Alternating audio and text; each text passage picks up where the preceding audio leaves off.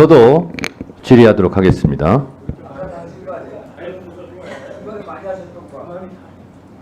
그거는 위원장으로서 의사 진행을 한 것이고요. 지금은 질문을 하겠습니다. 헌재 사무처장님, 예. 헌재에서 내란숙의 피의자 윤석열을 사형에 처한다, 이렇게 판결할 수 있습니까, 없습니까? 없습니다. 없죠? 예. 헌법재판소에서는 위헌 여부의 중대성을 가지고 윤석열을 파면할 것인가 말 것인가를 판결하는 곳이죠? 예, 그렇습니다. 네, 그렇습니다. 법원행정처장님, 예. 내란숙의 피의자 윤석열은 헌법 위반 정도가 매우 심각함으로 탄핵한다, 이런 판결을 법원에서 할 수 있습니까, 없습니까? 할 수 없습니다. 할 수 없죠? 예. 네. 진료는 의사에게, 약은 약사에게 하는 것처럼 헌법재판소에서는 내란죄에 대해서 형량을 판결할 수 없습니다. 마찬가지로 법원에서는 위헌 여부에 대해서 따지고 윤석열을 파면 조치할 수 없습니다. 따라서 헌재는 말 그대로 헌법을 재판하는 곳이기 때문에 헌법재판소입니다. 내란죄를 포함시켜 헌재에서 심리를 할지라도 실제로 내란죄에 대한 사형, 무기, 형량을 선고할 수 없기 때문에 실제로 윤석열을 파면, 탄핵하는 데는 그다지 실익이 있다라고 말하기가 어렵다라고 생각합니다.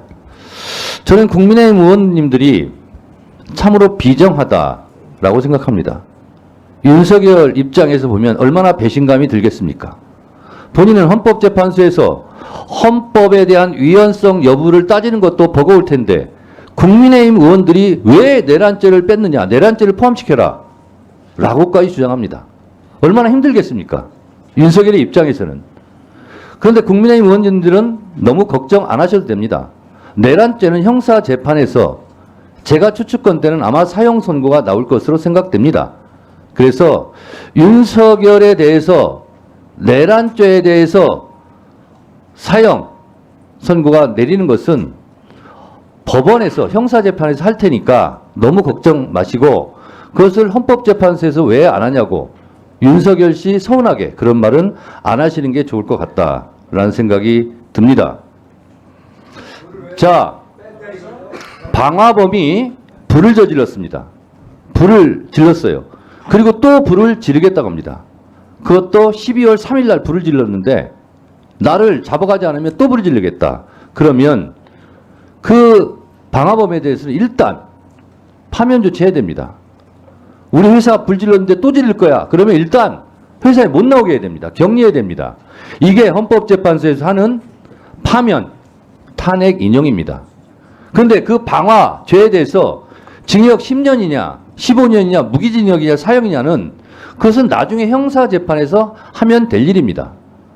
그런데 이 방화범이 계속 불 지르라고 형사재판을 하면서 1년이 걸릴지 2년이 걸릴지도 모르는 그 방화범을 그냥 불 지를 수 있도록 하는 것은 책임 회피다, 이렇게 생각하고요.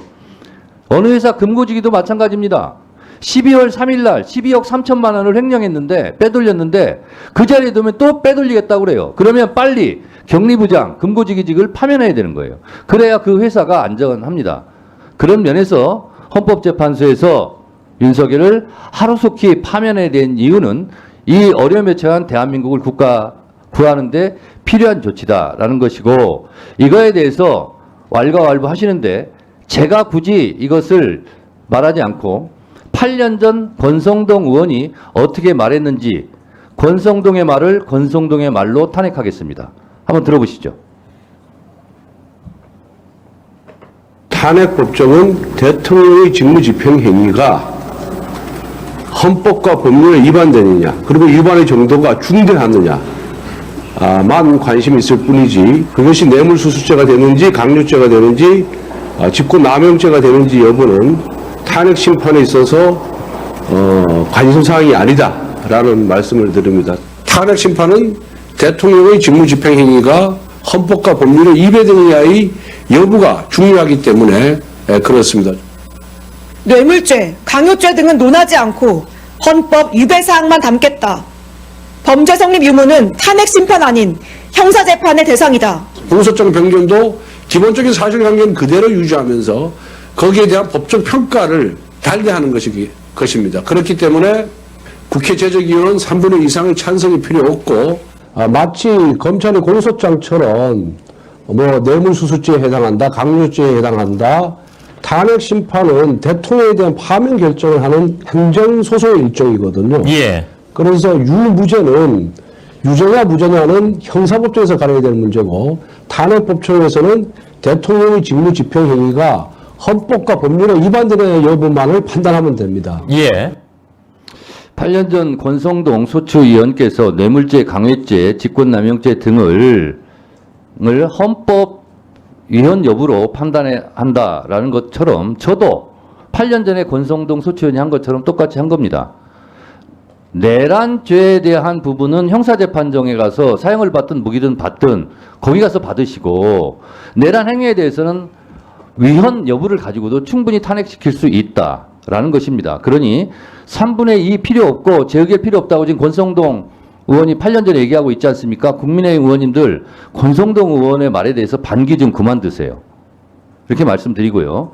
그리고 이 국민의힘 의원들이 내란죄 빼면 혹시 윤석열이 탄핵 안 되는 거 아니야? 파면 안 되는 거 아니야? 돌아와서 우리한테 보복하는 거 아니야? 라고 걱정하시는 것 같은데 걱정하지 마세요.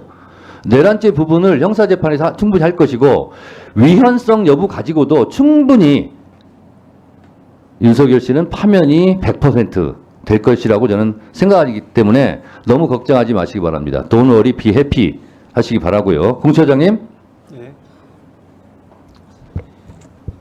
이 사진 보신 적 있죠? 한남동 관저 앞에서 눈보라를 맞으면서 앉아있는 우리 2030 여성들의 모습입니다. 여러분, 이분들이 공수처보다 더 오래 한남동 관저를 지키고 있다 하는 사실 명심하시고 2차 때는 1차 실패의 우를 범하지 않기 위해서 최선을 다해 주시기 바랍니다. 잘 알겠습니다.